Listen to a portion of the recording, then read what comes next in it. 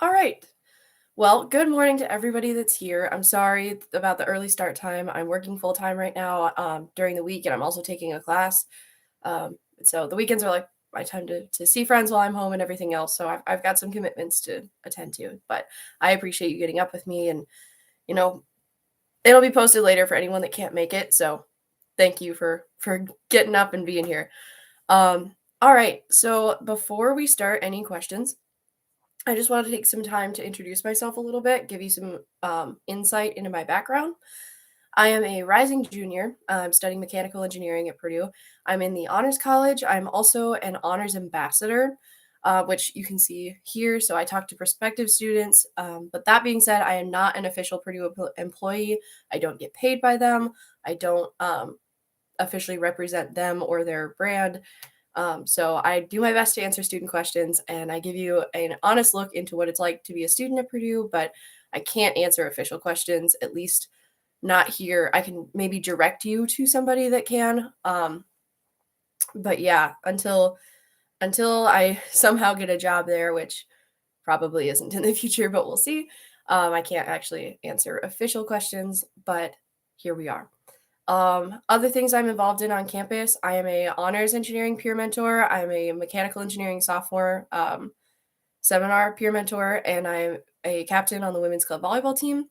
Been there for 2 years, and I kind of participate in women in engineering and their mentor mentee program, and also their ASME a little bit, because that's a lot, and I just don't have a ton of time left to give. But that's kind of a little about me. So if you guys have any questions in any of those areas or anything else that I can try and answer, by all means, go ahead and send them now. Okay, junior C, I didn't see it. Oh, exciting. Exciting. Congratulations to your daughter and your son. Purdue family, I see. Good for you guys. Yeah, no, your daughter is an incoming FY. We love to see it. Purdue actually has one of the highest representations of women in engineering across the board, although it's still at like, I think 22% or something like that overall. And that's across all undergrad engineering, which is not high enough, right? But they are working to improve it. It is one of the best campuses to be on if you're a woman, if if you're a woman in engineering. Most of your classmates are very nice and very um, not sexist about it, which is good because that's definitely the case at other universities. My roommate actually was going to Rose-Hulman. She did a visit there, and until they saw her SAT scores, they were not interested in having her. They didn't treat her like she belonged there. They just kept telling her, this is going to be hard. So it's nice that Purdue does so much outreach. And I'm glad I can be a part of that. So glad to see your daughter's coming. Great for her. Does she know what she wants to major in, or has any idea? Oh,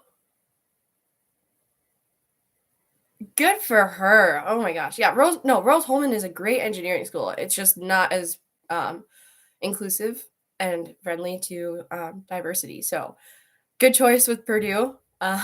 Maybe I'll see her around. That would be fun. Um, but yeah, what is she thinking about majoring in?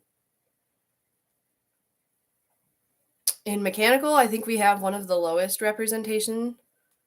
Um, it goes up as you go to other majors, though.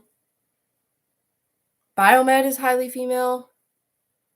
Um, chemical is pretty balanced.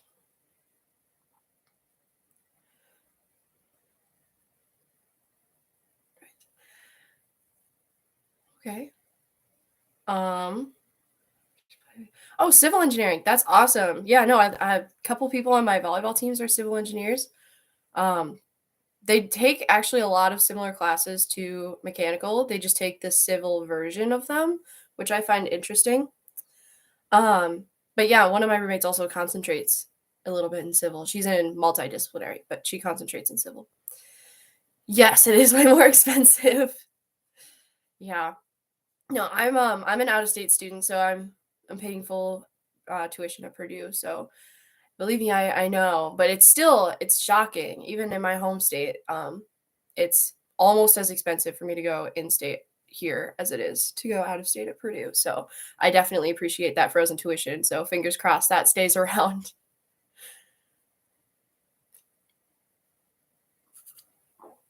Okay. Let's let's talk about housing because you guys just got put into your housing assignments. So how do we feel about that? Um okay. Marie, I appreciate you getting up with me. There's I think it's just you. So thank you. Um I don't think other people wanted to get up so much. But it was also hard. Facebook kept deleting my posts, and I'm not sure if it was the admin that was deleting it, or if the admin was just a bot and was looking at keywords and I was just using the wrong keywords. I don't know. Um, but yeah, I'm not sure why it was so hard to get the word out. Um, but yeah, without I don't want to have you guys like post where your children are staying because that's obviously a privacy issue. But if you have questions about certain dorms or if you have general questions about housing and how that works or move in, I can try and help you out there. Um, are any of you doing BGR?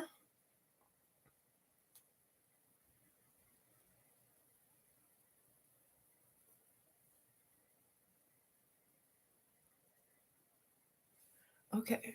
Wiley Triple. Um, okay. So does that say so many? Oh, well, I can tell you that even in the worst case scenario, you can always figure out your housing situation. Um, my freshman year, I actually moved halfway, little over halfway through the year, because my roommate and I just weren't working out. We lived different lifestyles, and she wasn't super respectful. But of course, I'm not gonna drop her name. I still totally respect her as a person, but she made decisions that I wasn't super comfortable with. And something that you should know is that if your room is searched for whatever reason, whether that just be over a break or if it's, they have a reason to search your room and they find something like drugs or alcohol or something like that that's not supposed to be in your room, it doesn't matter if you knew about it. It doesn't matter if you were in on it. It doesn't matter about anything. It goes on both roommates or all roommates, like student records. And of course, usually it doesn't come to this, but if charges were to be pressed, especially if you've turned 18, that could be really, really bad because now you're an adult under legal law. So you have to be careful about that. And I didn't feel comfortable in that situation, and I actually moved out. My new roommate was great. Some of you might be wondering if I picked that original roommate. I did. We talked. So it's okay. The RAs will be your friends. If you're friendly to them and respectful to them, they treat you the same way back. And if you just go and explain and make sure you're not complaining about the problem, but explaining why it's a problem, if you do end up in a situation like that, they are 100% willing to help you out. So, one roommate asked for reassignment already. My goodness. That's abrupt. It must have been a pretty serious thing for them. But you know what? That's her loss. A lot of people have to deal with random roommates. In all honesty, your kids are happy, like they should be happy. I know that it doesn't always seem like getting housing in your least popular choice or whatever is ideal, but at least you got housing. My freshman year, there was a housing crisis, worse than it is right now. And the incoming freshmen actually got like too many of them signed the contract by the date to guarantee Purdue offered housing, not necessarily on campus, but Purdue offered housing. And because of that, Purdue had to go and buy apartment complexes around campus and throw our students into apartments, but they couldn't move the upperclassmen that they'd already assigned. So they had to put freshmen in apartments, which was terrifying for a lot of people. They had never lived on their own and they didn't necessarily have roommates. And if they did, they didn't know them per se. So it was certainly stressful. So be happy if your kid is on campus and they're in a hall at all. Everybody, it'll work out.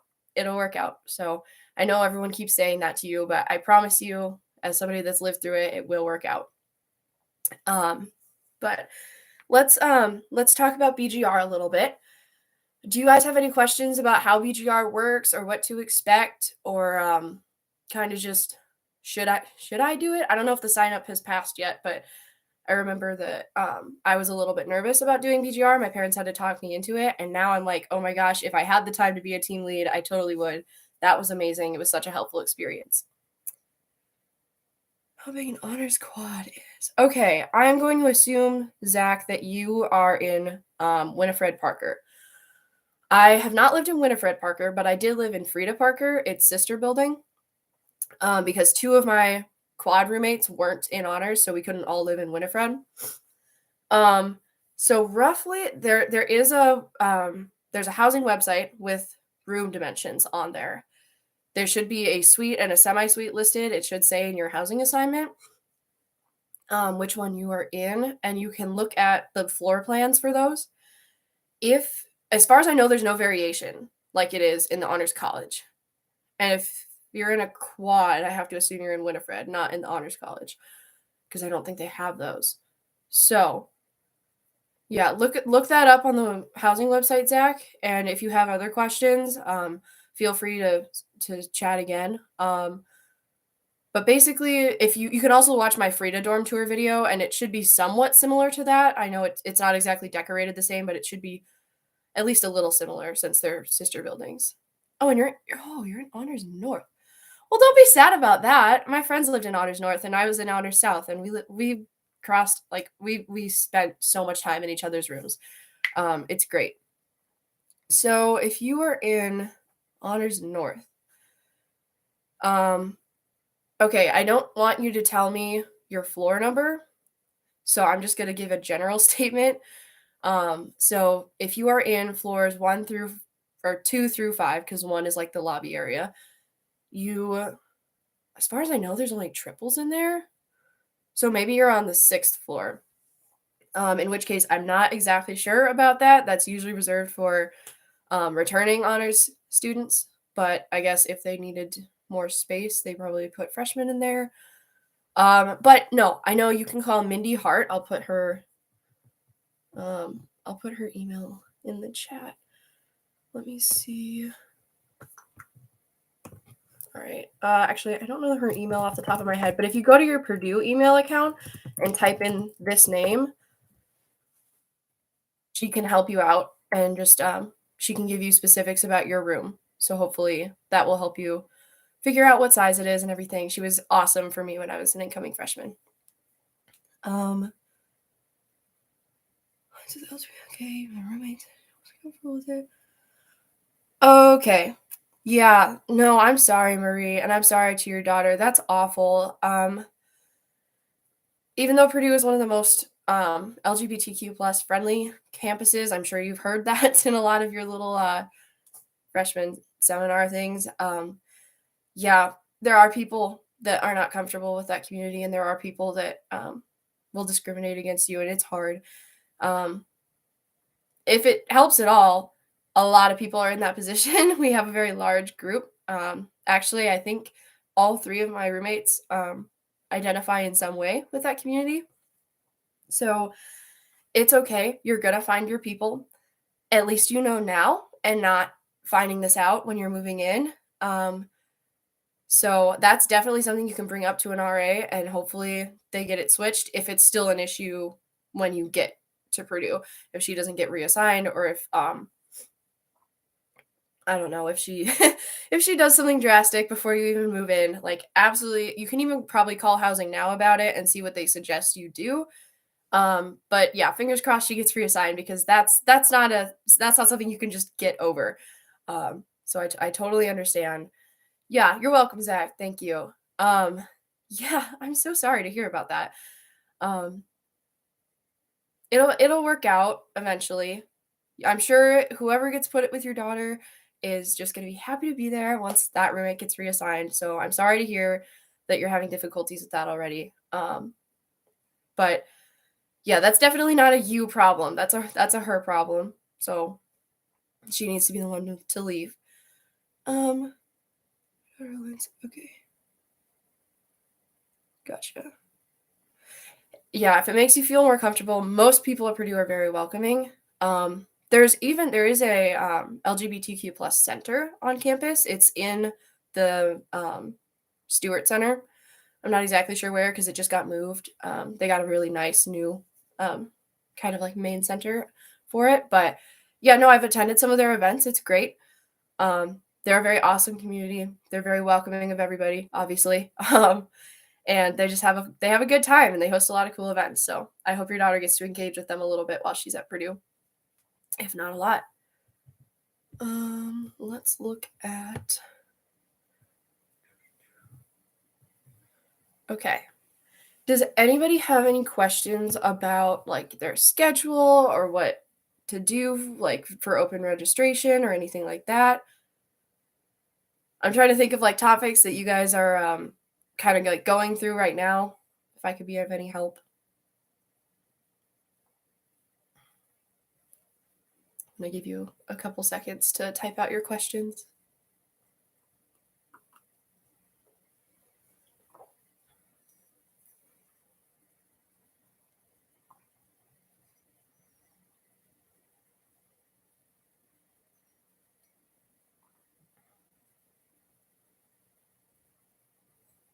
All right. For anyone that just joined, we're giving a second for questions on BGR, housing, and scheduling for the incoming fall semester. So, talk about BGR and what to expect. I can do that. All right. So, BGR, you are kind of grouped by housing situations. So, certain dorms will be placed in a BGR group together. My freshman year, we had like honors and off campus, and I think like Wiley or something, something like that. So they just kind of like select you, and then random students from those halls are all put together in a group. It's co-ed, so I guess if you don't feel comfortable with that, sorry, but you're at a co-ed university, so you're gonna have to get over that pretty quick. But basically, you just hang out with that group of people. You have usually one team lead, sometimes two, but the groups usually like merge. So my most of the TLs are friends because they went through orientation together or they knew each other from before. Maybe they had classes together the previous year and then decided to go and be BGR leads. So they know each other. A lot of times groups will pair up, and so your group will double in size and you'll meet even more people. You're gonna find people you like. You're gonna find people you don't like. That's just that's how it works. I will say I had a really awesome BGR group. A lot of my friends right now are either from that group or extensions of that group. That's definitely not how it is for everybody. But BGR kind of shows you exactly what you are and are not looking for in friends at college. So just keep an eye out. But basically, you do pre-planned activities. There's like a bunch of talks that they give with high up people in the university. They kind of show you like where certain academic areas are, what the Purdue traditions are. You end the whole week with like a fountain run at the end with your whole BGR team. So that's really fun. And it's a good time for you to learn about campus, learn where you are on campus, and learn how to navigate campus, all of that. Excuse me. So basically, you do these pre-planned activities, but nothing that is like a part of BGR is required. So if you signed up for BGR and you're in it and you hate all of the stuff, you don't have to go to any of it. We highly encourage you to go to it, however, and I strongly recommend you go to a lot of the things. I had to miss a couple with something going on, but like you'll figure out which ones are important to you and which ones aren't. But when you're not doing the activities, usually you hang out with your BGR team or you hang out with your roommate if they're not on the same team, that's something that I've seen a lot of questions about in the Facebook pages. Your roommate is not like in your BGR team 99% of the time. Because the point is that they meet other kids because hopefully you and your roommate at least become friends. If not, just humane to each other, I guess. So they want you to find other people that you wouldn't necessarily cross paths with otherwise. So that's kind of the point of BGR. Um, I found it really helpful. I found that I felt a lot more comfortable on campus after doing that. Because the first couple days you're definitely going to be like led around to different places, and then after a few days of it, you kind of get the hang of campus, and you're like, oh, okay, I know where I'm at now. And then usually after everything's over, the BGR leads do like a oh, I forget what it's called, but basically your team leads like do a tell all, okay? And you can ask them like any questions and they respond. So, I mean, obviously they can choose not to, but most of the time they respond to pretty much anything at that. So yeah, BGR is it's a good experience to have. All of that. 10 okay, yeah, the 10 minutes between classes. Let's talk about that. So, I was also a little concerned. My junior and senior year of high school, I did classes at the University of Minnesota on campus there. It was part of a dual credit thing. So basically, I went from having 15 minutes between classes, and honestly, that was tight there, to going to Purdue and only having 10. And I was definitely concerned about it. I was looking like, do I need to get a bike? Do I need to get, you know, like any kind of mode of transportation to get me between classes? And honestly, you're bound to have like one class that you can't get to on time, but most professors understand. And honestly, especially in engineering, it's such a large class size for most of your freshman classes that like it really doesn't matter. Um, they don't really care because remember, even though you're paying for it, there's absolutely no requirement for you to be there. So a lot of professors are just happy that you show up. Okay. Not that it's not common for people to show up, but um, if you come in a couple minutes late, it's not usually a big deal. And if the professor is making it a big deal, you can always escalate that to the Office of the Dean of Students, or ODOS, you might hear it called. Um, but most of the time, it's fine. You can get there. Sometimes it takes a little bit of hustle, but you can get there. And there's usually people, especially if it's like a major specific class, there's usually people also going from that section to your next section. So you're probably not going to be alone in walking in a little bit late if you are late. So, can I ask like where does she need to get from in 10 minutes? Do you guys know the buildings? It becomes less of a problem after your freshman year when you're not taking so many generals, so you're not all over campus. And everything is kind of concentrated in your academic area. But it's definitely not a problem. If you need a bike, I think I used a bike to get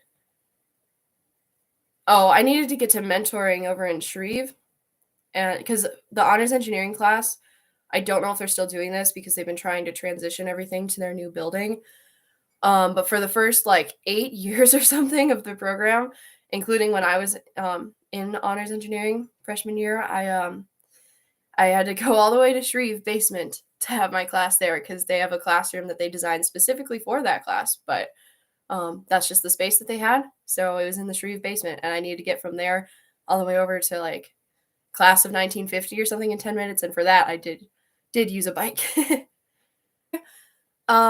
A lot of times on maps, it'll take you like through main walkways, but there's usually a faster way, whether you cross through a building or if you're going on like a sidewalk somewhere. Um, you can find a faster way to get between your classes so you can make it in that 10 minutes. But like I said, if not, professors are usually not upset about it, especially if you just like stay after your first day and just tell them like, "Hey, I'm coming from this place. I might be a little late sometimes." They're usually pretty understanding about it.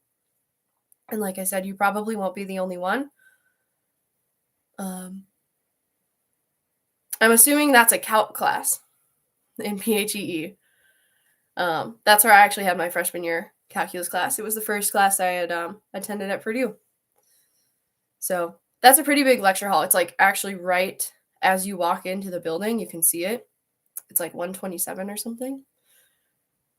So it's a pretty quick like get out of the building and get to your next class. There's a lot of space for people to walk. For anyone just joining, we're talking about like freshman classes, scheduling, BGR, housing, any concerns with that, any questions you have for me for my experiences with it, um, comments or concerns, maybe I can help you out. Just let me know in the chat and we can talk about it.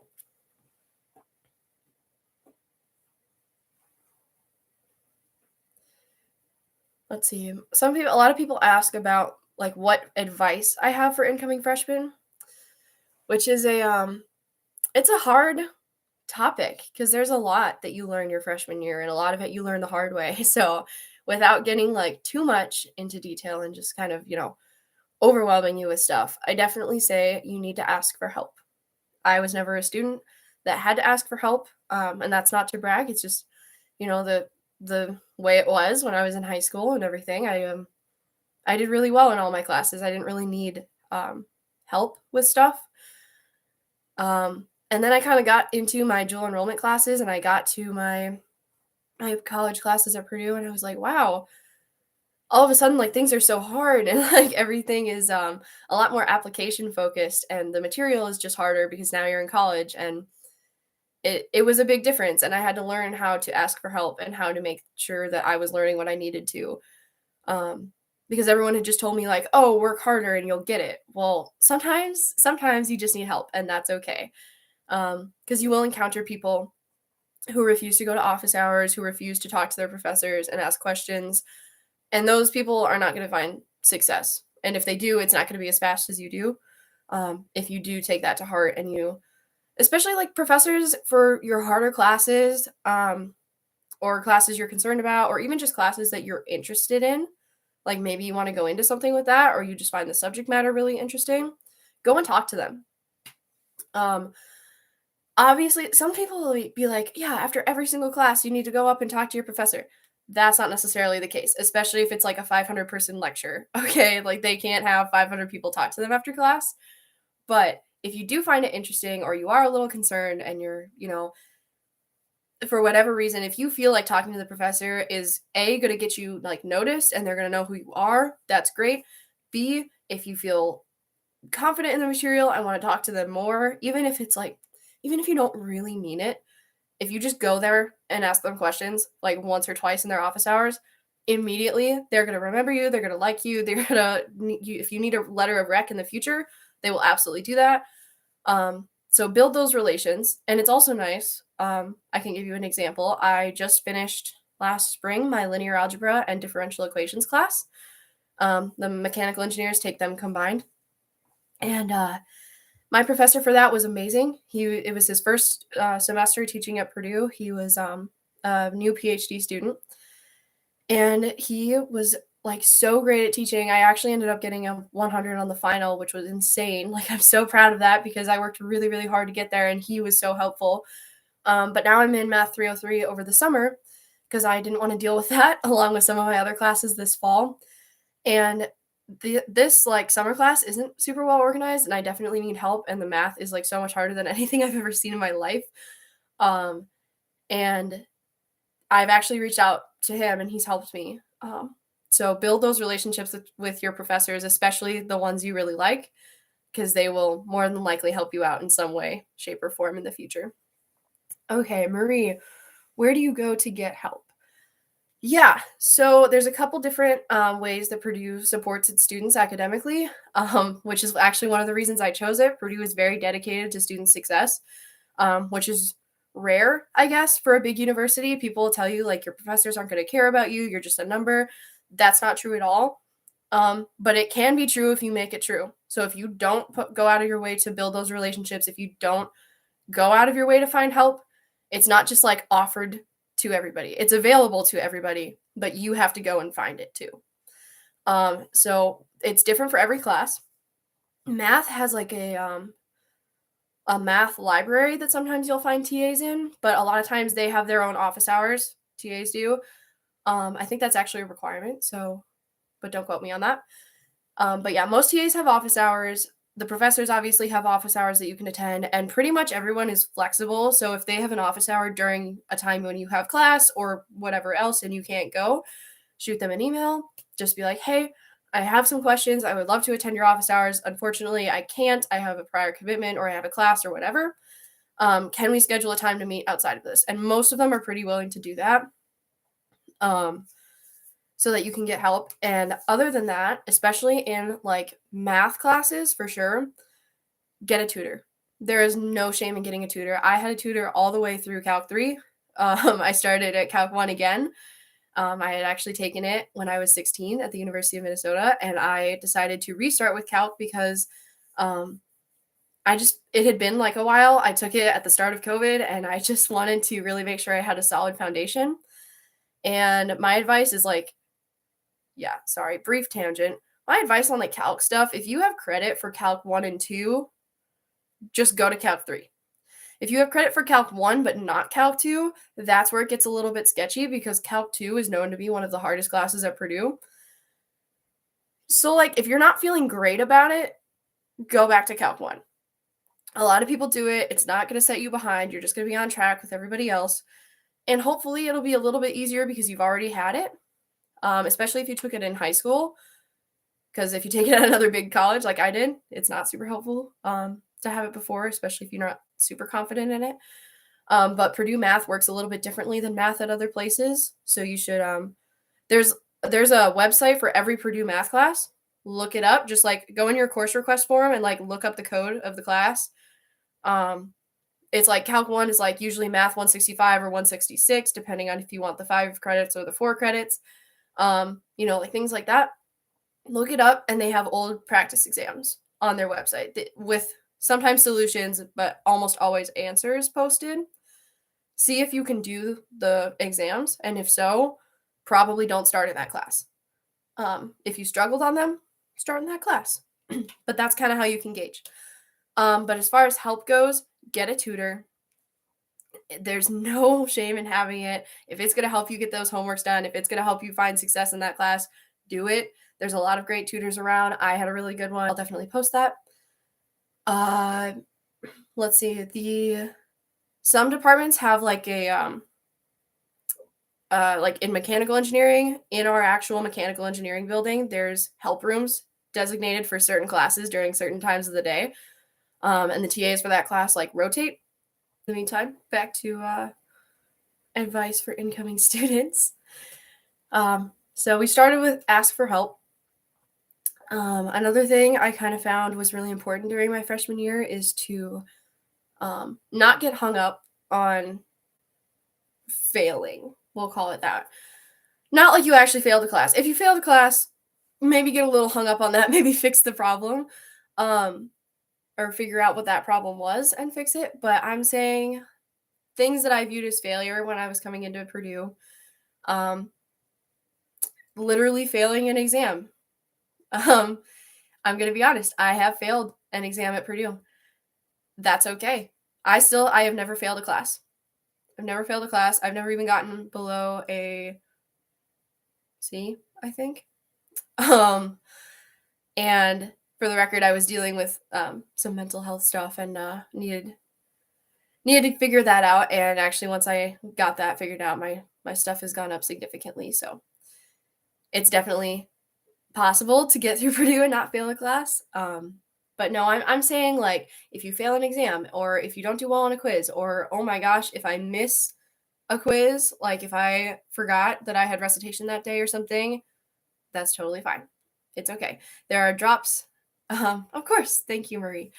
There are drops in place for that reason in a lot of classes. But you kind of like things that you would think of as failing in high school are not the same at college.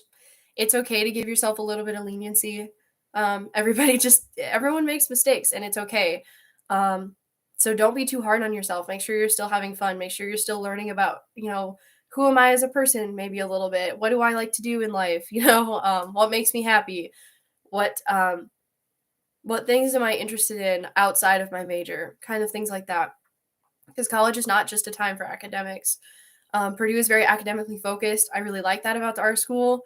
But sometimes you'll find kids that like never leave their room and are always studying. And it's like, well, college is about more than that, So make sure you are taking the time to go out and experience stuff. Go to a football game, go to a basketball game, go to a volleyball game. Do that. I'm on the advisory board for block party there. But yeah, like go and experience stuff. Join a music organization if that's what you want to do. Join an intramural sports or a club sports team, any club at all, even if it's an academic organization, to get you out and to get you to meet people, because the networking and the college experiences are arguably a lot more important in the future than what grade you got on some exam. Although, try and do well. I guess I can't really say don't try and do well on your exams. Man, my parents and I were just talking about this yesterday of like, what would I say to freshmen? It's a lot. Purdue is a lot, so it's okay to get overwhelmed sometimes. I think finding those friends first is a good step to finding your place at Purdue, because it's a big school, but you can make it feel small, which I heard a lot, and I didn't really know what that meant. But now that I've kind of experienced it, you have to put in a little bit of effort. Friends aren't just going to flock to you, aside from like maybe BGR, because you're all put in that situation together. But during the first couple weeks of school, especially, pretty much everybody is looking for friends. There are not a lot of people that know somebody else. And even if they know someone else, it's rare that they hang out with that person alone, like all the time. So everyone's looking for a friend. Everyone's looking for a place where they fit and feel comfortable. So really, you just have to be nice to people, and all of a sudden you have friends. A lot of students struggle with that, and it's usually because they're like not outgoing or not super into being social, but like push yourself a little bit, even if it's not super comfortable for you, to just put yourself out there a little bit during the first couple weeks of school, because you'll find friends a lot faster, and college is a lot easier when you have friends to lean on and friends to enjoy the time with. So focus there, especially because like your classes are so light in the first week or two usually, that you have the time to really put in and start a good foundation for a friendship. But also don't be upset if friends don't stick around. There's a lot of turnover in your friends in college. You'll have friends that are like your real true friends that you'd hang out with a whole bunch, and you'll have friends that are like class friends, and that's okay. Everyone kind of understands that, sometimes it's a class friend, sometimes you are a club friend, sometimes you're just, friends by convenience, and that's okay. You're probably that same relationship to that other person as well in their mind. Sometimes you can like change though. So if you have a class friend and then, you kind of really get along well with them, maybe they do come into, your real friend mindset, I guess. Which maybe that sounds bad. I don't know. Of the real friend stuff. But I've kind of found like everyone has their own kind of classification of it, and you're just not as close to some people as you are to others. And obviously that can change over time. But it's good to have someone that you know and someone you're friends with in kind of every facet of things you're involved in college, whether that be a club or a class, or a major. It's always good to have people you know. And that's another way you can get help. You can ask your friends. I know, like especially honors engineering, we were asking for help a lot. That class is rough. They kind of design it so that you have to like work together and ask for help, and definitely like attend some office hours if you want to be successful. Just so everyone gets involved with it.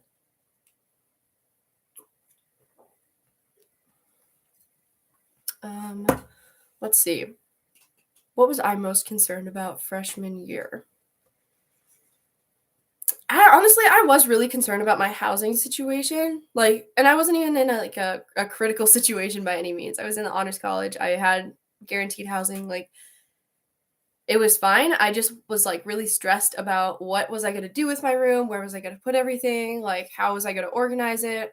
And just like making sure that I had a space to study in my room, because I didn't know like where I wanted to really do a lot of my studying, because people kind of like go into their own separate areas. So a lot of people will be like, I really like this like study spot in the library, or I like this one over in this hall, or I like the basement of this building for some reason, But there are people like me who just enjoy being in their room and studying.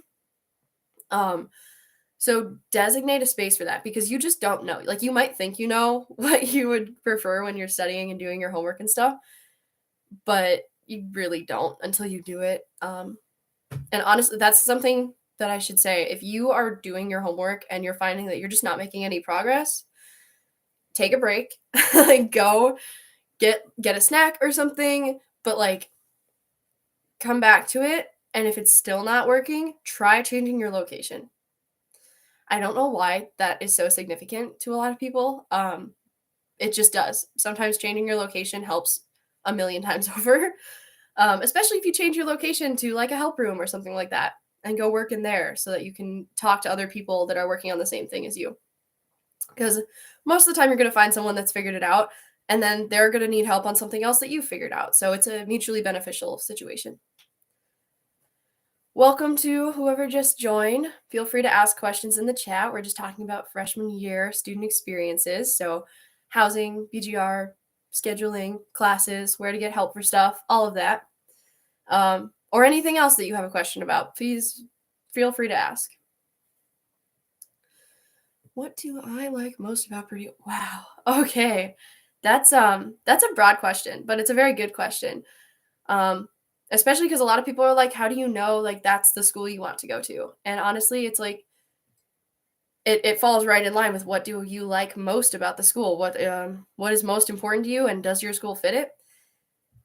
Purdue is a place where I found gives you the opportunities of a big school and a Big Ten school with all the sporting events and everything like that, which I'm into. But they're also very academically focused. So I guess to give you an example, you could go to a party every single night if you wanted to at Purdue. I'm sure there's a way you could figure out to do that. But most people don't.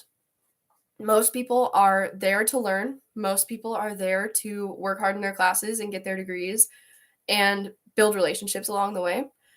A lot of people are really, really nice. I've never had so many people when I was visiting the school, like ask me if I needed directions for stuff or if I came up and asked them a question, they were so willing to answer or point me to somebody that could.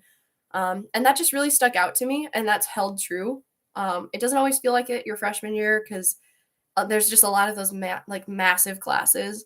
So it's not always super personalized, but if you go out of your way to like talk to a professor, it will feel more personalized. And I wish I would have done that sooner if I was looking back. But I like all of the opportunities that you have to engage with other students and to go to sporting events and to network with companies and everything that they offer that's so like big school associated, but that I can make it feel like a smaller school and have my group of people that I really engage with a lot. So obviously I've taken advantage of those opportunities. I'm an ambassador. I talk to the prospective students. I've found my place in like mentoring and stuff. But I also like I'm on the board for the student section for volleyball. I go to football games every once in a while. I've even been to a basketball game, even though I really don't like basketball all that much, but I thought I should experience it and I was able to. So I like that you can really find any experience you're looking for at Purdue. I think that's probably one of my favorite things about it.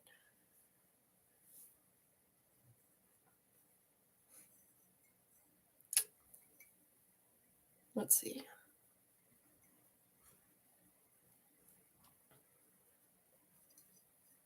And a lot of people think, or I guess they ask, like, what is there to do around campus? So we could talk about that a little bit.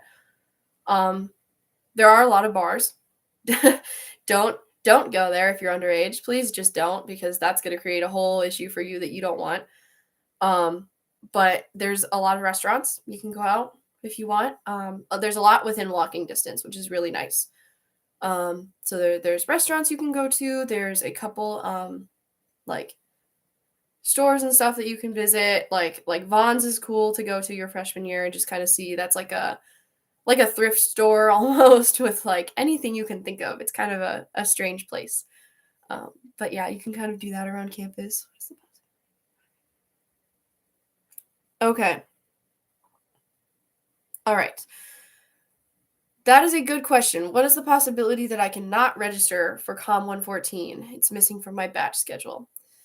A lot of students don't get what they put down on their batch schedules. It's a system. It's probably not the system to be using. But that's what we have to work with. I would say what's your major? Could you put that in the chat?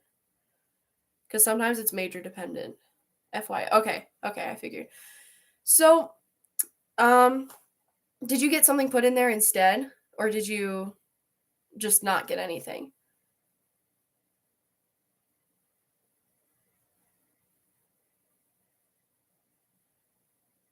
Nothing. Okay.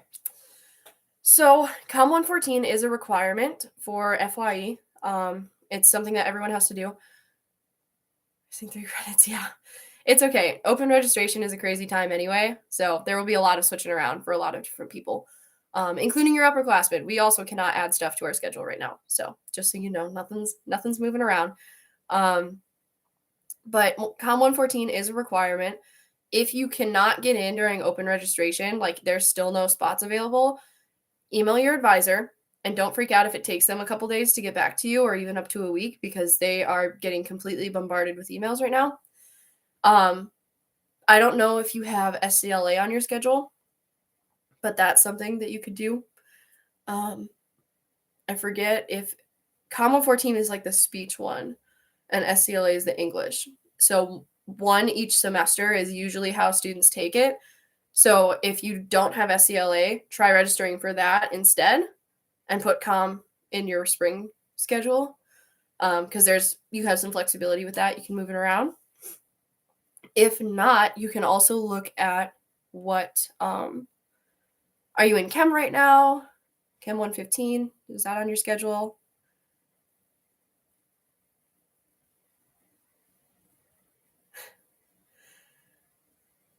I love the wait times. It's always so fun. Yeah, no, you can mess around with your schedule a little bit. If you want to send me an email, I can talk to you about this more specifically, instead of making general statements, and I can try and help you figure out what you want to do, because I came in with a lot of credit and I'm pretty familiar with moving around schedules, so I can give you some advice there. But in general, you can swap a lot of your gen eds around, and even some of your like science electives or technical electives if you end up going into engineering and stuff. So yeah, there's a lot of variation. I need to come to finish it for you. Oh, okay. You're okay. That's a unique situation. You should definitely talk to your advisor. Yeah, that's a hard one. But I would have confidence you should be able to get in. A lot of times if they aren't getting students, they'll add another section to get more students into the class if they have the bandwidth to. If not, sometimes you can take it at another university concurrently, which sounds really stressful, but like Ivy Tech is one that a lot of credits transfer over from. Look there, but talk to your advisor first. That's like a last resort scenario. Congrats to you though. Finishing FYE in one semester is difficult to do. So good for you. You must come in with a lot of credit. Yeah, email your advisor about that, and if they're not being super helpful, yeah, no worries. Yeah, if they're not being helpful, come back to me and I'll try and help you out. But that's more of an official question. Most of the time students get in though, especially for those like main requirement ones. Especially if you explain that you're finishing FYE in one semester and need that, sometimes they'll be a little more understanding. Okay, any other questions?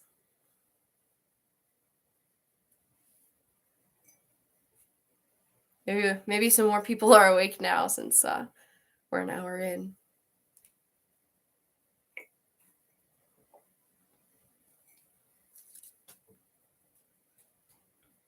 Okay.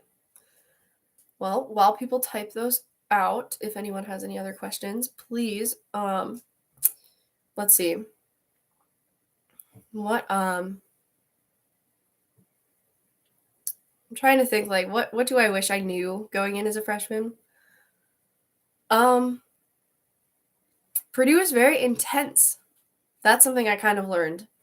Even coming from the U of M, like, they just didn't treat education the same way that Purdue does. Purdue really focuses on application of materials, which is one of the hardest things you can do in it from an educational standpoint. There's like memorizing it, then learning it, then like I think there's There's one other step, and then it's like applying it. And applying it is like it's the hardest and obviously the thing that most people struggle with. And because Purdue focuses so much on that, it really gives a lot of value to your education, but at the same time, it makes it very challenging. So don't get discouraged if you are finding that yourself struggle. I definitely struggled. I feel like I finally figured out college in the last semester or so. And now it's like so close to being done. So I don't know. It's something it just takes different amounts of time for different people to figure out for sure. So don't be discouraged. Talk to your friends about it. If they're not open to talking to you about them struggling in their classes, like probably not the friends you want. My friends and I talk about it all the time, and we're all super comfortable with that. Is the 7:30 class really that bad? Okay, yeah, that's a good question. It depends on the class that you have. But I will tell you, in full transparency, last semester I had all 7:30s and 8:30s. I had 7:30 Monday, Wednesday, Friday, and 8:30 Tuesday, Thursday. Not because I was assigned to it, but because I chose that. So there's a couple different reasons why somebody would choose a 7:30 class. I don't know what your intended major is, but mine being mechanical, I knew I had to take thermodynamics. Thermodynamics has one professor that is amazing, and you should definitely get him if you want to be able to have success in the class because it's a notoriously difficult class. And he only taught at 7:30, so I scheduled myself for the 7:30 class. I'm also more of a morning person though, so I didn't really struggle with it. You have to have discipline in your like nightly routine. I tried to get in bed by like 10:30, fall asleep by 11-ish, and then I would get up at 6:45 for my 7:30 class. I kind of found like 45 minutes gave me enough time to like get up, wake up, and then like get dressed, get ready for the day, and then go out. And gave me I usually got to class like 5 or 10 minutes early, just to make sure I was there, because weather dependent, I guess. But it depends on the class. If it's something you're interested in, it's not as bad. If it's not, that's going to be a little harder to do. It's not horrible. Some days are going to be difficult though. Can I ask what the class is that you have at 7:30, if you don't mind sharing? It is nice too, because usually if you start early, you get to end earlier in the day, which I prefer. Other people much prefer to start later, and then end later, but it's kind of a personal preference.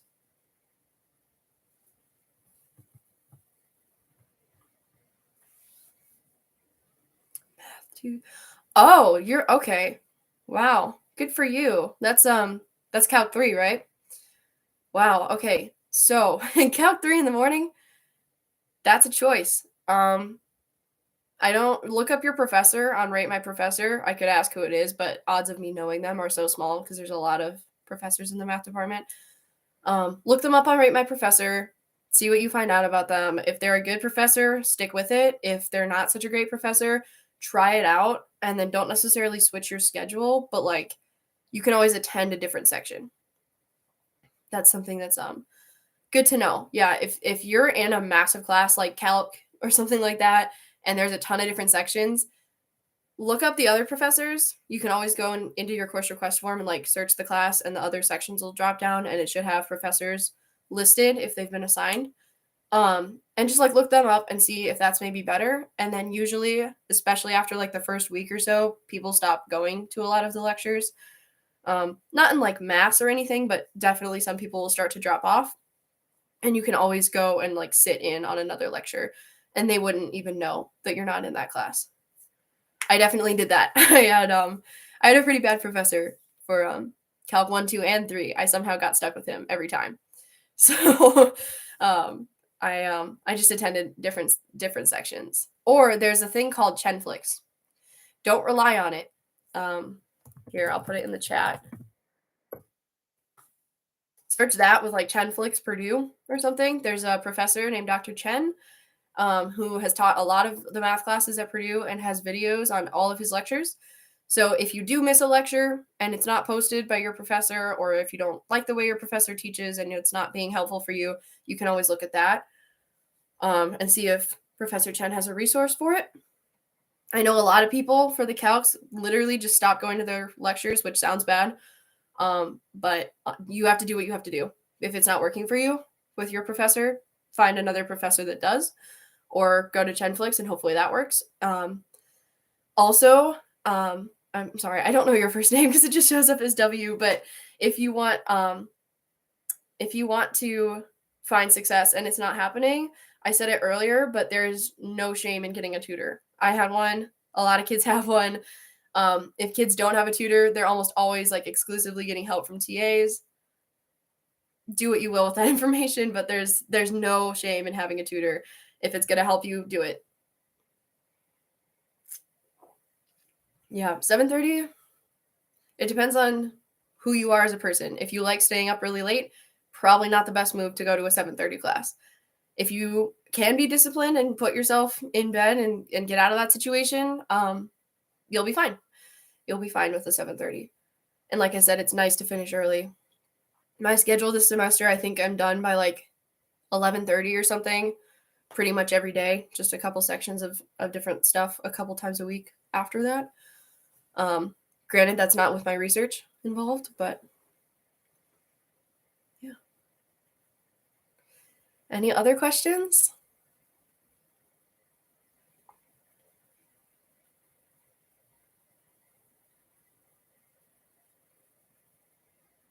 Ooh, something you should know, the 7:30 class, a lot of times people will stop going to that one like first, right? So like as the semester progresses and people are getting more tired, they won't get up for their 7:30s.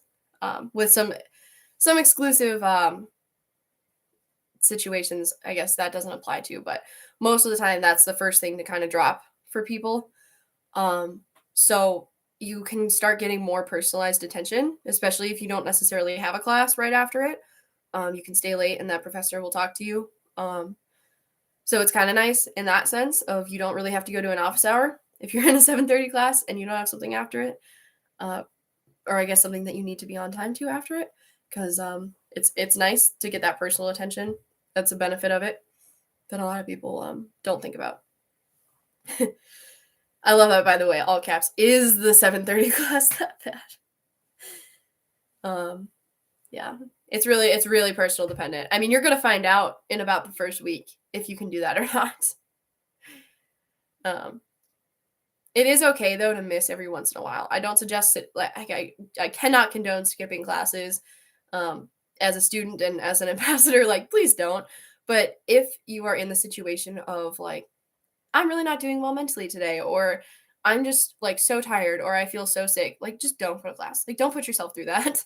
Like take it easy. It's okay to miss a class every once in a while as long as you're working to make sure that you get the material. So talk to a friend in the class, email the professor if they don't post notes already. If you had to miss and you don't even have to explain yourself. Just be like, hey, I was really sorry that I had to miss class today. And if they didn't post the notes, like, could you please send me a copy of the lecture notes? 9 times out of 10, they'll be very willing to do that.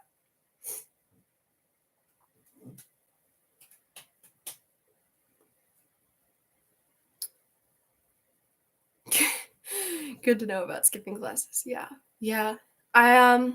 I really don't recommend it. As soon as you skip one, it becomes so much easier to just keep thinking, oh, it's not necessary that I go. And that's how you get into problems.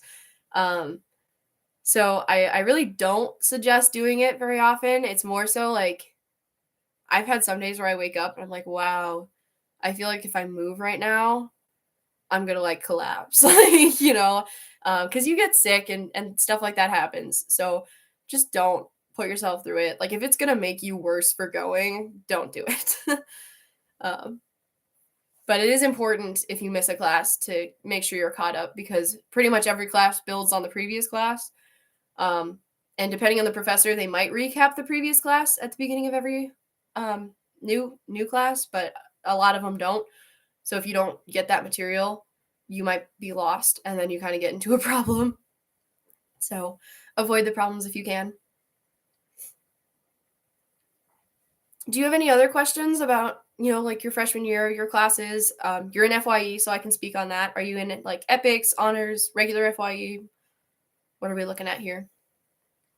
Is there a class you're like scared to take? Because I can relate.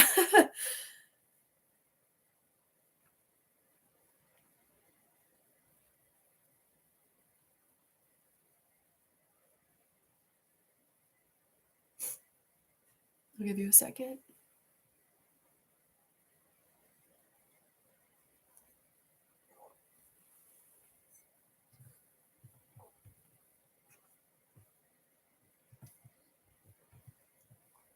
Okay.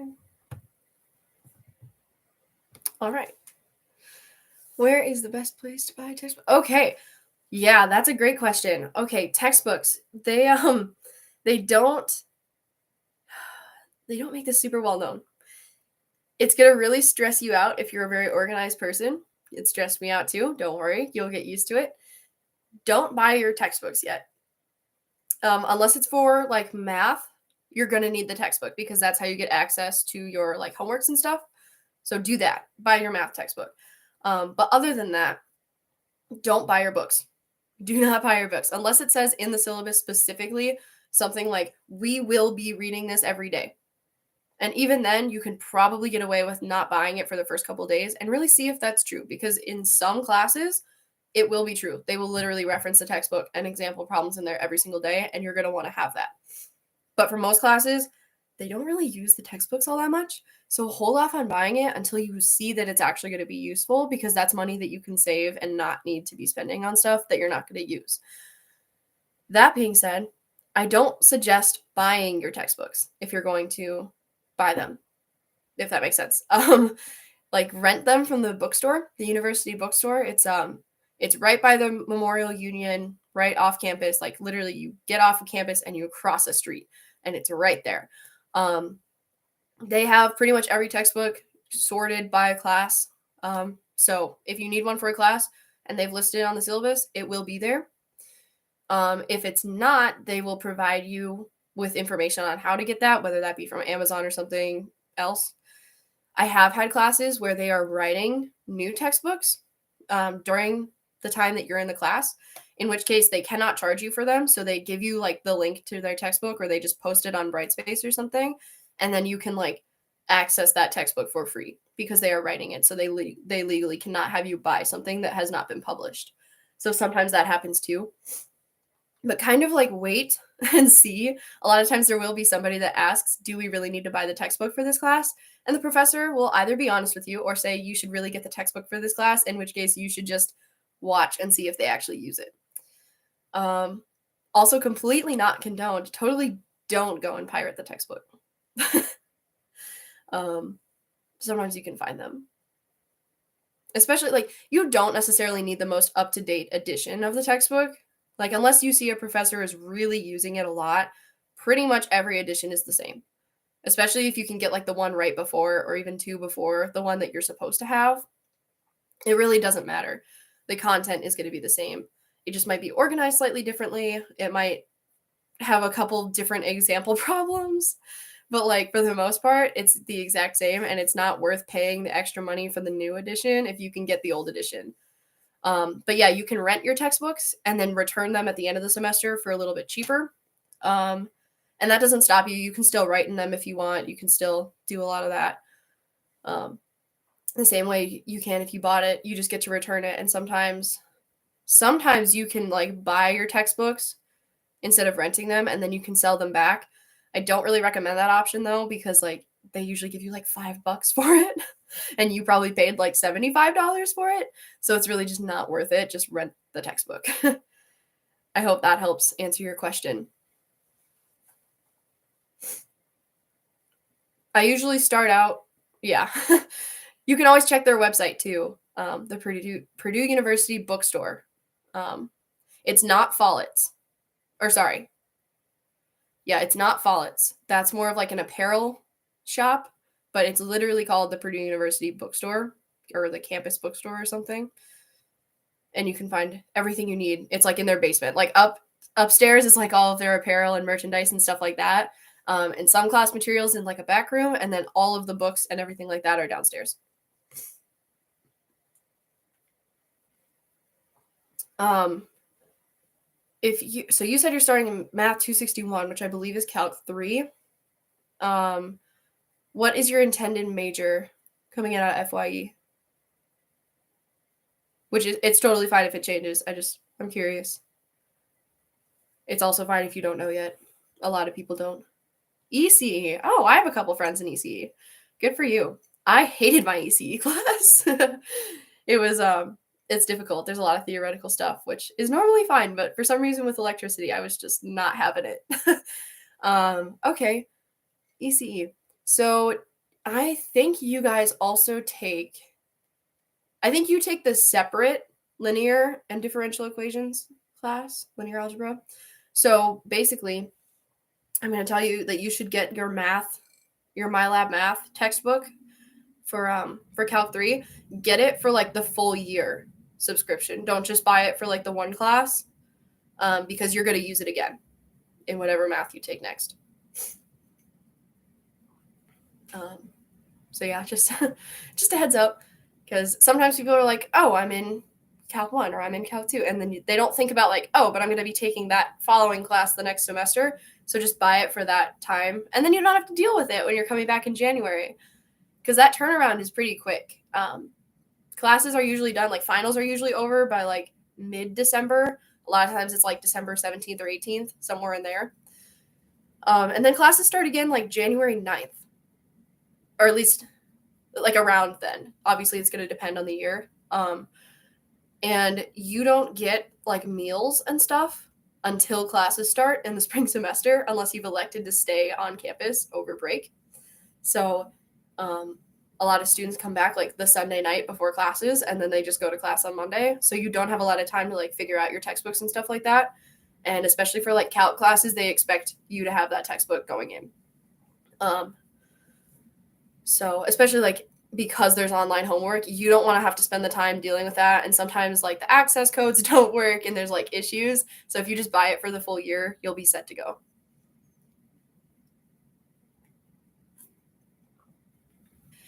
Ooh. Okay. Tuesday before Thanksgiving break. It's always a good question.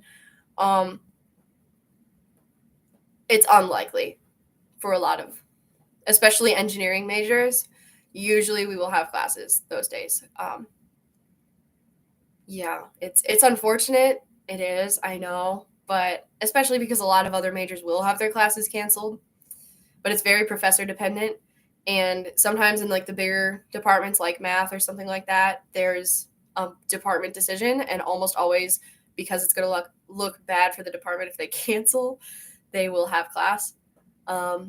That being said, if some of your classes cancel and it's like math or physics or something where they don't have a way to know whether or not you're there, like take your break, like go get the material, because you're going to miss the class.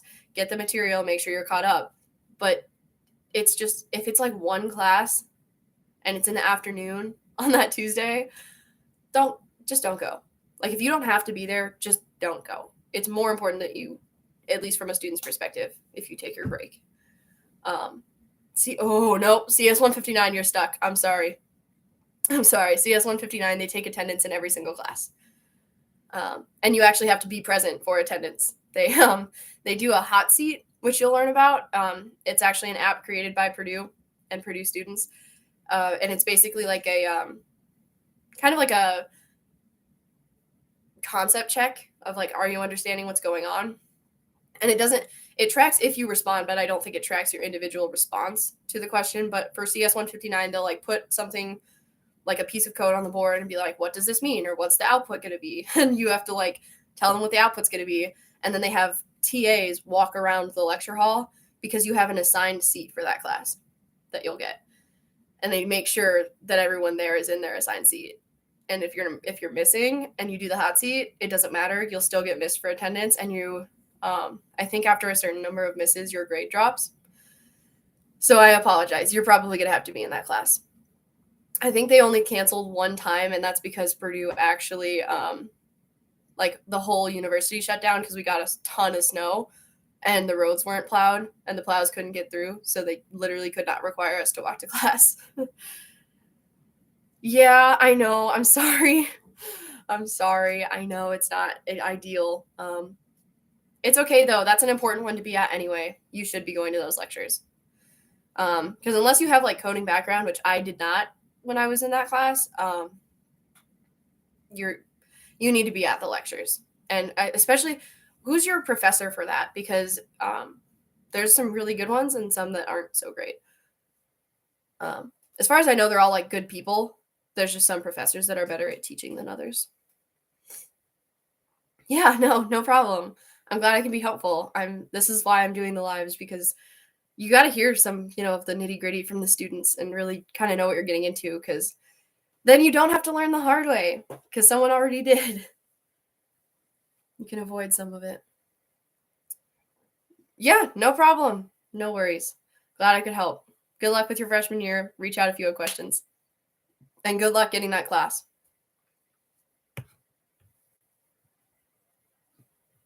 Okay. Well, with that, thank you everybody for attending, and I hope that it's helpful when you watch later. I apologize for the awkward breaks. I have to wait for questions to come in, and I also this is my first live I've ever done, so I appreciate you hanging with me. Good luck with your freshman year. Let me know if you have any questions. As always, I will respond as soon as I can. And yeah, I'll see if I can do another one. Hopefully, it'll be at a better time for people. I'm sorry it had to be in the morning, but I am a full time working student right now, so it's what I can do.